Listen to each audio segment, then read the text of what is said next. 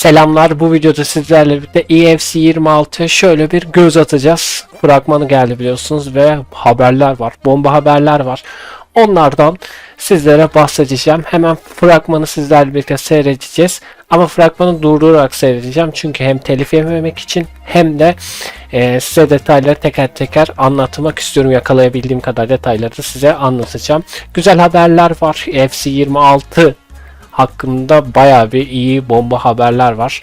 Ve bakalım gerçekleşecek mi? Tabi herkesi meraklandırıyor bu haberler. Ben de olabildiğince size aktarmaya çalışacağım bu haberleri. Evet, 16 Temmuz'da akşam Türkiye saatiyle 6:57 geçe bu fragman ilk gösterim olarak yayınlandı. Ben de televizyondan seyrettim tabii ki de. Ama bilgiler öğrendikçe bu videoyu çekmek istedim ve 2 gün sonra sizlere EFC 26 hakkında bilgilerle birlikte bir video hazırlamak istedim ve şu an sizlerle birlikte fragmana başlıyoruz. Bu arada fragmanda da dublaj da gelmiş. Türkçe dublaj ve Türkçe altyazı da var. Olabildiğince durdurarak sizlerle beraber yakalayabildiğim kadarıyla oyunun fragmanına şöyle bir detaylı bilgi aktarımı yapacağım. Ardından diğer haberlere doğru geçeceğiz efendim. Hemen başlıyoruz. Hemen EFC 26'nın girişinde de zaten kapak yıldızları Bellingham ve Musiala var. Bu ilk gösterim yapılırken orada Bellingham ve Musiala resmi vardı ve oraya işte bilgiler veriliyordu. Hani Bellingham ve Musiala için özel kartlar geleceğini Ultimate Team'e gençlik halleri, işte daha eski halleri falan filan vesaire diye yazıyordu. Yani Bellingham ve Musiala kapak yıldızları oldukları için bu yıl bayağı onların üstünden çok kartları falan göreceğiz haliyle. Ondan da bahsediyorlardı, özel kartları gelecek diye. İlk gösterimden önce orada bahsediyorlardı o videoda. Evet, devam edebiliriz. Real Madrid stadını görüyorsunuz. Santiago Bernabéu'dayız. Ve insanların yorumları bize gösteriliyor. İşte oynanış nasıl bir şey? İşte oyunu 2026'ını bekliyoruz. İşte bize oyun şovu diyorsunuz ama öyle değil gibi böyle sert yorumlar fragmanı almışlar. Oyuncular da teker teker yorumlara bakıyor. Hani nerede oynanış falan deniliyor. FC 25 için Ultimate Team'de çok kötü yorumlar vardı. Hani çok baya yorumlar vardı. FC 25 bu yönden çok ağır eleştirilere maruz kaldı Ultimate Team için, oynayanlar için. O yüzden böyle bir fragman yayınlamak istemişler. Mantıklı yapmışlar aslında. Ve EFC'de cevap vermiş. Bu arada burada Manchester City, Liverpool ve Chelsea'nin statlarını teker teker gördük. Yani Bayern Münih, evet.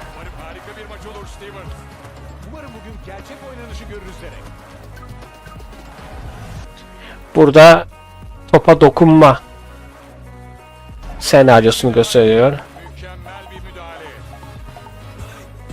Ve burada oyuncuların yorumlarını görüyorsunuz. İşte oyun daha hızlı olsun falan vesaire deniliyor. Daha hızlı oyun bekliyoruz diyor. Burada da bir kısım böyle diyor. Daha hızlı bir oyun. Bir kısım da hayır. Daha gerçekçi bir oynanış bekliyoruz diyor. İki tarafa ayırmışlar bakın. Daha gerçekçi olarak. Burası hızlı, burası gerçekçi olarak. Tabii kar falan var. Burada o koşullar yok. Ve ikiye ayırmışlar. Demişler ki istediğiniz oynanış deneyimini seçin demişler. Bir yanda otantik gameplay var.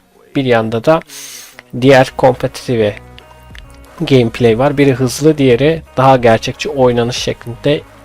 Hani oyuna el attık, oynanışa sizi dinledik ve oynanışa el attık deniliyor burada iki tane. Hangisini niçin seçeceğini kendin belirle diyor. Daha hızlı, daha fazla dokunuş, daha fazla hareket diyor ve oyun hızlandırdıklarını söylüyorlar bakın. Mbappe burada dribling çeşitli, dinamik dribling, işte o dribling falan ve bunu çok duyuyordum. Burada da belirtmişler. Her gol birbirinin aynısı. Bu ne böyle? Hani hep aynı şeyi görüyoruz diye eleştiri var bakın. Hep topu alıyor ve gol atıyor. Topu alıyor ve golü atıyor diyor. Ve bu yıl böyle olmayacak deniliyor. Kalecilere de el attık diyor. Bakın. Bakın kalecinin daha böyle kenara giden toplara daha elastik şeklinde uzanıyor. Daha fazla kaleci topa müdahale ediyor. Bu ne kadar güzel olur veya olmaz bilmiyorum. Bunu gerçekçi yapmak için uğraşınca zorlaştırıp belki de mesela hiç gol atamayınca daha kötü olacaktır. EFC için biraz sıkıntılı bir şey. Kalecilere biz el attık bu yıl diyor. Ama bakalım göreceğiz. Her yıl aslında kalecilere el attık, şunu yaptık, bunu yaptık diyorlar da çok değişiklik görmüyorum aslında.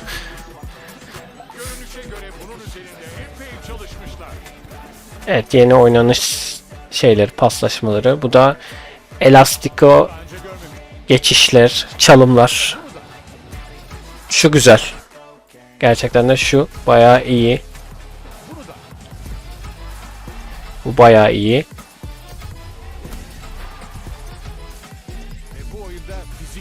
Fizik gücünü de arttırmışlar bu arada. Bakın direkt arkadaki şeyi Cole Palmer herhalde. Yanlış görmüyorsam. Bak. Daha fizik gücünü kullanıyor. Daha da topu böyle alıyor. Kaleciliği yine burada kalecinin. İşte bu kaleciye yine yeni eklenti, yeni hareketler getirdik kurtarışlarına diyor. Böylesi daha iyi diyor. Love Driven Power Shot diyor. Power Shot var biliyorsunuz. Love Driven diyerekten ekstra olarak böyle birleştirmişler sanırım. Daha sert yerden hızlı top gidecek. Hani power shoot yaptığınızda top biraz havalanıyor, uçuyor ya. Bu yerden olarak gidiyor büyük ihtimalle. Onu gösteriyorlar. Bak Bellingham mesela öyle bir gol attı. Yine gösteriyor. Yerden daha hızlı gidiyor top. Update Manager kariyer diyor. Yani menajerlik kariyerini de güncelledik diyorlar. Don tamamlandı diyor. Oldu diyor. Burada menajer kariyerinde challenge'lar getirmişler. İşte UCL, UEFA Şampiyonlar Ligi'nde 10 tane gol at gibi challenge'lar. Sonra zafere ulaş falan diyerekten böyle bir challenge'lar getirmişler. Menajer, kariyer menajeri. Kariyer tabii ki de birçok kişinin oynuyor ama daha çok EFC Ultimate Team'den online tarafından kazandığı için daha çok online'a yönelik işler yapıyor ama bu yıl kariyere de el attık deniliyor. Çok kariyere değişiklik gelmiyor. Bence bu yıl da çok değişik kariyere bir şeyler gelmeyeceğini düşünüyorum. Ama fragman bize öyle demiyor tabii ki de. Bu arada bu oyun tabii ki de video hani şeylere, görüntüleri oynanışın gerçeğini yansıtmıyor tabii ki de. Bazı görüntüler oyunun gerçeğini yansıtmıyor diye ilk başta geçiyorlar zaten. Her fragmanda. Yani direkt bazı gördüğünüz şeyler o oyunun içinde böyle olacak değil. Yani animasyonlar. Mesela şunlar tamam da bazı animasyonlar öyle değil. Yeni ikonlar geldi dedi. Yakaladım burada yeni ikonlar. Şu sanırım Oliver Kahn olması lazım. Sonrasında topa dokunuş stilleri. Şurada hep merak ettim ne diyor. Yeni formalar görmek istiyoruz demiş. EFC'de demiş ki üzgünüm bunun için daha vakit var demiş. Şurası çok hızlı gittiği için şurada da detaylı şeyleri bak, şurada yavaş yavaş kaçırıyorsunuz ister istemez. Çok hızlı geçiyorlar buraya. Unicornlar, dokunuşlar. Kaleci oyuncu moduna bir gösteriş gösteriyorlar. Kamera açısı falan değişmiş herhalde ya da kaleciler daha çok şey olmuş gibi. Çok oynamadığım için o detayı tam bilmiyorum. Ne değişik geldi yenilik onu bilemeyeceğim. Şurada kafa oynanış stili değişmiş. Tek kare pas, tek dokunuş pası. Yeni değişik beceri hareketleri, daha fazla beceri hareketleri demişler. Bitiriş şeyleri. Şurası çok hızlı aktığı için şurayı biraz sizlerle birlikte isterseniz çalma hızını 0.5'e alacağım bilerek. High contrast mod diyor. Daha yüksek kontrastlı mod diyor. Kontrasyon. Ulan bir söyleyemedim. Ultimate Team ve turnuvalar geliyormuş bu arada. Ultimate Team turnuvaları gördük. Çok hızlı akıyor burası abi.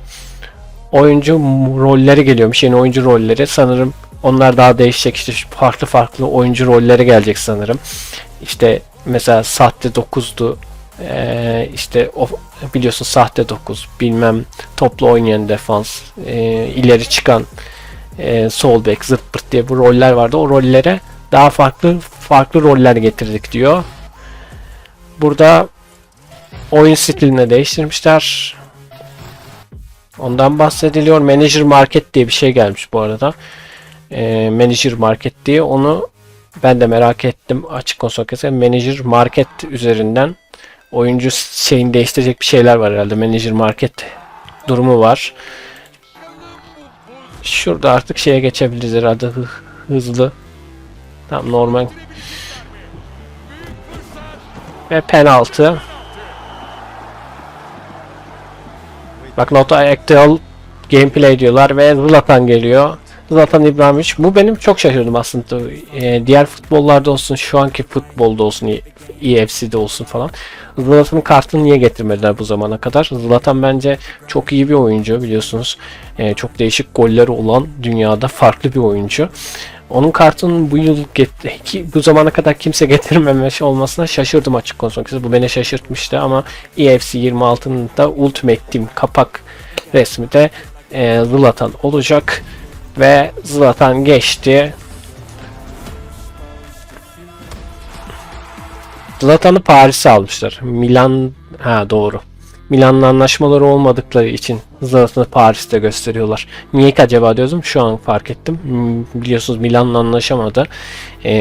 EFC bu yıl da anlaşamamış demek ki. Ya da daha anlaşamadılar bu şey içinde. Gerçi 2-3 yıl falan 2027'ye kadar falan anlaşılmadı falan deniyordu. FC25 çıktığında Milan'la anlaşılmadı diyordu. O yüzden bence Zlatan'ı buraya getirmişler. Yoksa normalde Milan'a koymaları lazım. Kendisi de Milan'ı çok destekleyen birisi Zlatan bu arada. Evet. Gördüğünüz gibi fazla modlar, fazla durumlar var deniliyor. Sizi dinledik diyor. Ve kulüp, sizin kulübünüz.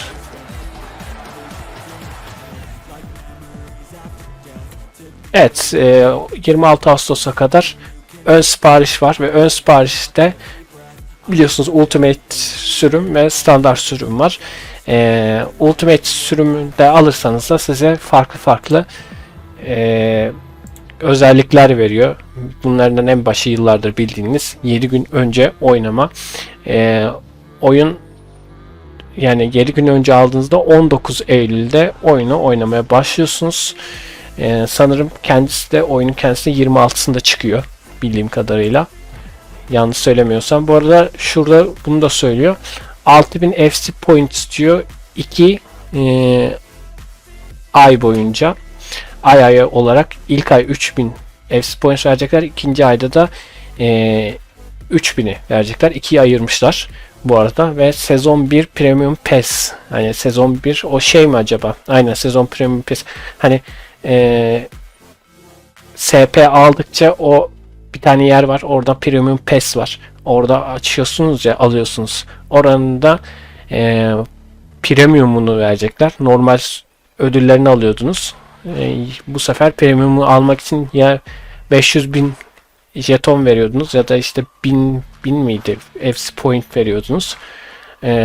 Şey aldığınızda sezon 1'in Premium PES'i de açık olduğu için Premium ödüllerini de alabiliyorsunuz. Bu arada bunu da belirtmiş olayım fragmandan gördüğüm kadarıyla. Evet, şimdi hemen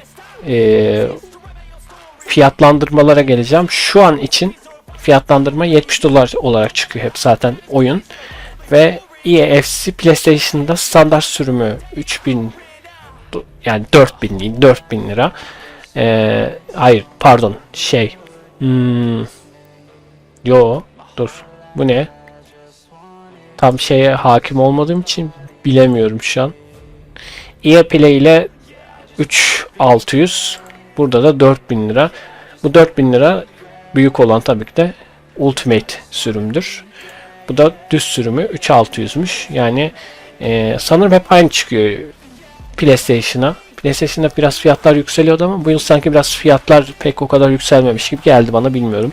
PlayStation sürümü oynamadığım için, PlayStation şeyim olmadığı için burada bu iki şeyi de size göstermek istedim. Bence herhalde uygun, herhalde PlayStation için şu an daha fazla yüksek çıkacağını bekleyen insanlar varmış zaten PlayStation'a. Hani fiyatı görünce şaşırmışlar. Ama tabii ki de dolar yükseldiği için, bu olduğu için bu fiyat tabii ki de artabilir. 26 Ağustos'a kadar şu anlık şu anlık bugün 18 Temmuz itibariyle fiyatlandırma bu şekilde. Hemen Xbox'a geçtiğimizde, Xbox'ta inanın bilmiyorum. Xbox'ta daha standart sürüm 2900 ve Ultimate sürümde 4000 lira olarak gözüküyor. Zaten burada da açıklamışlar benim biraz önce açıkladığımı. 20 mesela Premium sürümde, yani Ultimate sürümde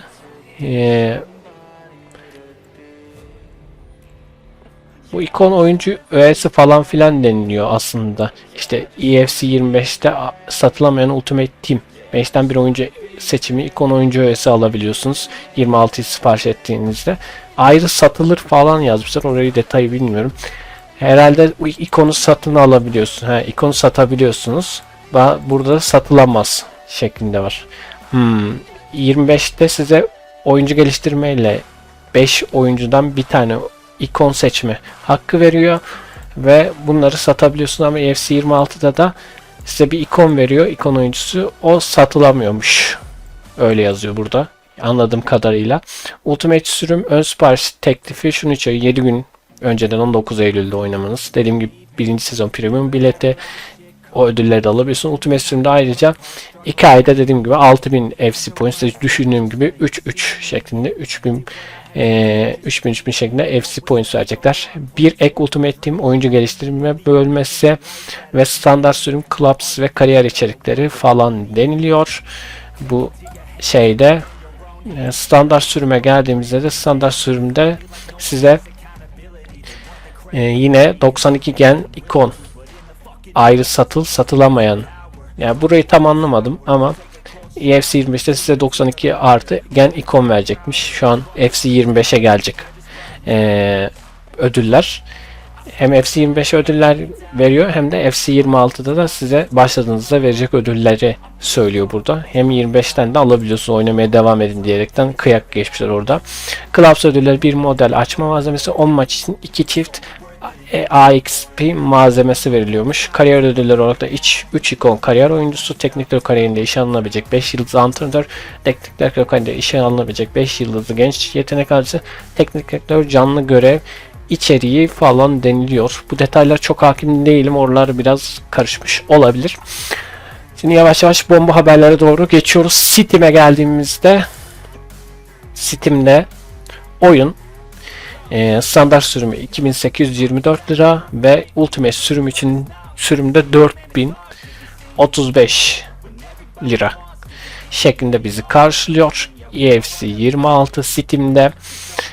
Şöyle indiğimizde işte şurası tam Türkçe arayüz, altyazı ve seslendirme tik olmazdı. Seslendirme de var. Yani bu ne demek oluyor? Türkçe spiker oyunda mevcut gençler.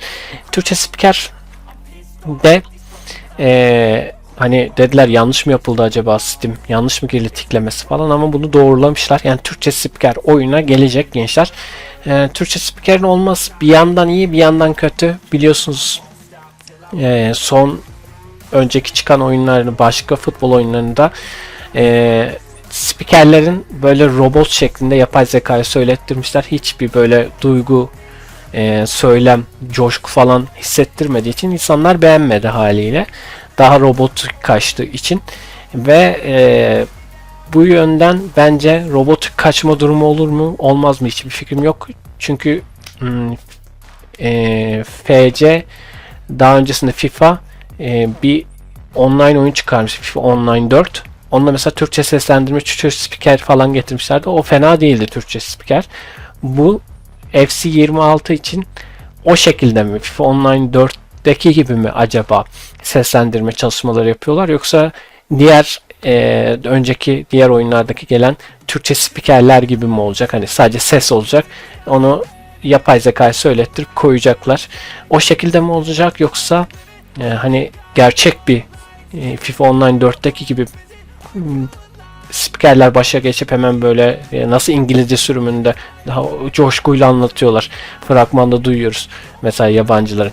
O şekilde mi olacak onu merak ediyorum. Türkçe seslendirme durumunu, yani Türkçe spikerde oyunda mevcut. Bu güzel haber. Türkiye'ye şu sıralar futbol oyunlarında bir hani özellik getirmeye başladılar yavaş yavaş. Bunu çok istiyordu. Yıllardır çok isteniyordu biliyorsunuz. Türkçe spiker oldukça çok isteniyordu. O zamanlar FIFA'ya deniliyordu. FIFA diyorlardı işte gerçekleştirmemiz mümkün değil falan vesaire diye. FIFA Online 4'te Türkçe spikerin FIFA'ya uyarlandığını görmüştük. FC 26'da da Türkçe spikeri duyacağız. FC 27 için diyorlardı aslında gelir Türkçe spiker diye, ama FC 26'da direkt geleceğini söylediler. EFC bizzat Türkiye şeyi de Türkiye iş yeri de hani partner şeyi de Türkçe spikerin geldiğine dair bir mailini gördüm. Yani Türkçe spiker geliyor. Bakalım nasıl olacak, merak ediyorum. Bu arada devam edelim burada. Yani Türkçe spiker olacak oyunda. Bunun müjdesini vermiş bulunmaktayız. Ama işte dediğim gibi robot şeklinde mi olacak, yoksa böyle gerçek bir Türkçe spiker mi duyacağız, onu merak ediyorum. Bir tarafım %50 olarak sanki gerçek bir spiker duyacağız gibi hissediyor. %50 tarafımda böyle sonlarda çıkan robot yapay zekaya söylettirilen bir şekilde olacak diyorum. İnşallah öyle olmaz. Gerçekçi bir spiker olur ki daha iyi olur diyorum ve sözü uzatmadan hemen partnerlere geçiyoruz. Partnerler belirtildi. FC 26'nın partnerlerini Galatasaray, Fenerbahçe FC 25'te vardı.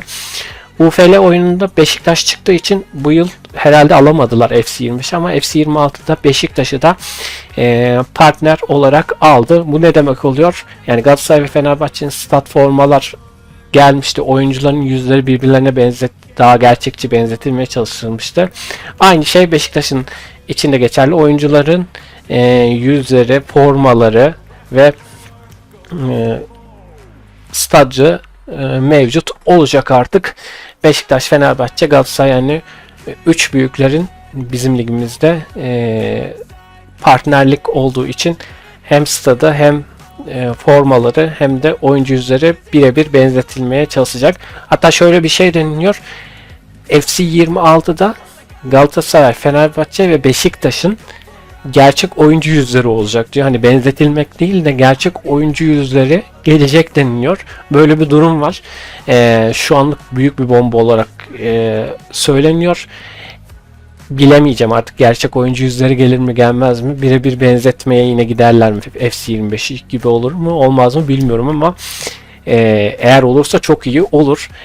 Diğer zaten partnerleri görüyorsunuz. Manchester City, Chelsea, Liverpool, bu üçünü zaten direkt fragmanda görüyorduk.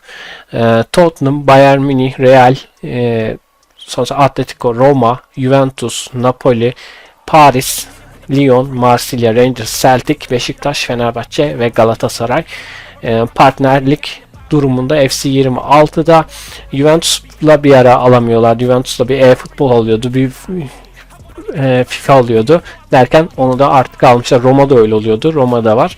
Milan'la yine anlaşamamışlar anlaşılan. Çünkü fragmanda Zlatan'ı Paris'e koydukları için Milan yine yok. 2027'ye kadar sanırım e-futbol üzerinde Milan'ın anlaşması.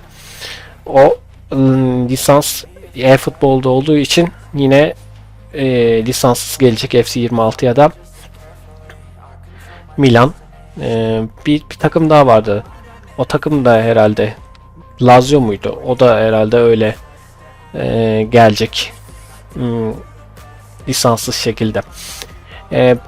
Bunların dışında başka haber olarak şu anlık daha yeni haberler çıkar. Daha ilk fragmanda bu kadar çok şey geldiyse daha da yeni haberler çıkacaktır elbet. Benim merak ettiğim, yıllardır oyunda Türkiye A milli takımımız yok. A milli takımını getirsinler diye düşünüyorum. Çünkü A milli takımıyla oyuncu bir kariyeri açtığınızda siz Türkiye'yi seçtiğinizde ülkenizi, yani milli takımınız olmadığı için gidemiyorsunuz uluslararası maçları oynamaya. Bu yönden çok kötüydü. İnşallah bu yıl getirirler herhalde. Türkiye sunucuların, yani Türkiye'de uzun süredir bayağı bir futbol oyunları, işte sunucu olsun, Türkçe spiker olsun, sonrasında hani Türkiye için çalışmalar, etkinlikler olsun bayağı bir yapıyorlardı. Daha da bence herhalde Türkiye milli takımı da olur diye düşünüyorum FC26. İnşallah olur. Türkiye sunucusu deniliyor bu arada. Türkiye sunucusu da gelecek mi deniliyor. İnanın bilmiyorum ama gelebilme ihtimali de yüksek sanırım baktığınızda son zamanlarda futbol oyunlarına. FC26'da da Galatasaray, Fenerbahçe, bir de üstüne Beşiktaş geldi. Ardından Türkçe spiker geldi ve Türk sunucusu ve işte Türkiye milli takımımızın da gelmesi an meselesidir diye düşünüyorum. Böyle ümit ediyoruz. Umarım gelir diyoruz. FC26 bomba gibi geliyor şu an. Hani oynanış pek değişeceğini zannetmiyorum aslında. FC25 hemen hemen aynı olur ama bazı bizim Türkiye ligleri için, Türkiye takımlarımız için gayet bence güzel durumlar var. Bakalım öyle olacak mı? Ben A milli takımın gelmesini istiyorum ve umarım ileride, daha ileride tabii ki de Türkiye Ligi'nin bir alt ligini, Trendyol 1. Lig şu an adı, Trendyol 1. Ligi'nde gelmesini isteriz. Onun için de çok imza toplanıyordu, çalışmalar yapıyorlardı. İlerleyen zamanlarda böyle Türkiye futboluna çok şey geldiği için, özellikle gelmeye başlayınca niye olmasın? Türkiye'nin bir alt liginde getirebilirler diye düşünüyorum. Bu 26'da gelmez büyük ihtimalle de ilerleyen 27'de belki bilmiyorum 28'de falan gelebilir. Bu arada 26'da son söyleyeceğim de açık dünya oyunundan bahsediyorlardı. Birkaç görüntü görmüştük o zamanlar. Böyle açık futbol oynuyorsunuz. Bir karakteriniz var ve açık dünyada futbol yapıyordunuz. Onlar o bu yıl 26'da yetişmeyecek. İptal edildi. 27'de gelecek deniliyor. Bilmiyorum. Son anda bir değişme olmazsa FC26'da bu olmayacak. Açık dünya olmayacak. 27'de gelecek deniliyor. Evet. Aktardığım bilgileri, bomba haberler var demiştim. Özellikle Türkiye ligleri için, Türk takımlarımız için güzel haberler duyuyoruz. Daha da haberler duyuyoruz inşallah diyorum. Bu videodan bu kadar. FC26'yı size olduğunca anlatmaya çalıştım dilim döndüğünce. Belki bazı şeyler yanlış söylemiş olabilirim. Belki eksik söylemiş olabilirim. Kusura bakmayın diyorum. Kendinize iyi bakın. Yeni farklı videolarda görüşmek üzere efendim. Hoşça kalın. Bay bay.